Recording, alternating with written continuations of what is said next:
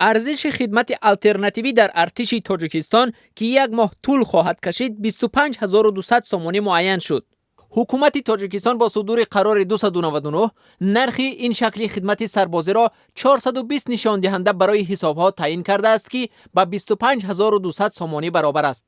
در این باره پایگاه یار نقطه تیجی خبر داده نوشته است که قرار حکومت را در این باره رئیس جمهور امامعلی رحمان هنوز 30 ایول امضا کرده است و اکنون دسترس شد. تاجیکستان قانون درباره عهدهداری حربی و خدمت حربی را پایان ماه ینور امسال اصلاح کرد و موافق آن مفهوم خدمت آلترناتیوی جاری شد. بنابر آن هر سال تا 10% جوانان سین خدمت به ارتش جلب شده، آنهایی که نمیخواهند خدمت کنند با پرداخت مبلغ و تمرین یک ماهه صاحب بلیت حربی خواهند شد. شمار جوانان را که خدمت آلترناتیوی را میتوانند سپری کنند هر سال حکومت تاجیکستان معین خواهد کرد. اگر به جوانانی که پول خدمت آلترناتیوی را پرداختند در موسم جلب به ارتش جا نرسد، آنها را در موسم دیگر به خدمت یک ماهه جلب خواهند کرد.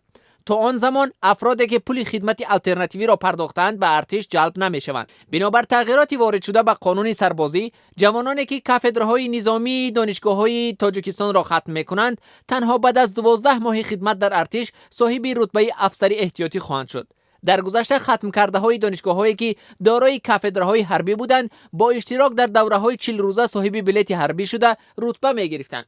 همچنین این بعد تنها شخصان به نهادهای دادگاهی، دادستانی، مبارزه با کروپسیا، گمرک و خدمات اجرا به کار قبول کرده میشوند که خدمت حربی پوره را سپری کرده‌اند. موضوع جلب جوانان به ارتش در تاجیکستان سالها باز داغ باقی میماند. شرایط نامناسب، بدرفتاری با سربازان، مهترسالاری و یا ددوشینه و مرگ جوانان در قسمت‌های حربی از سبب‌های اصلی سرکشی جوانان از خدمت در ارتش تاجیکستان گفته می‌شود. در تاجیکستان در دو نوبت بهار و تیر ماه جوانانی از 18 تا 27 ساله را برای خدمت در ارتش جلب می‌کنند.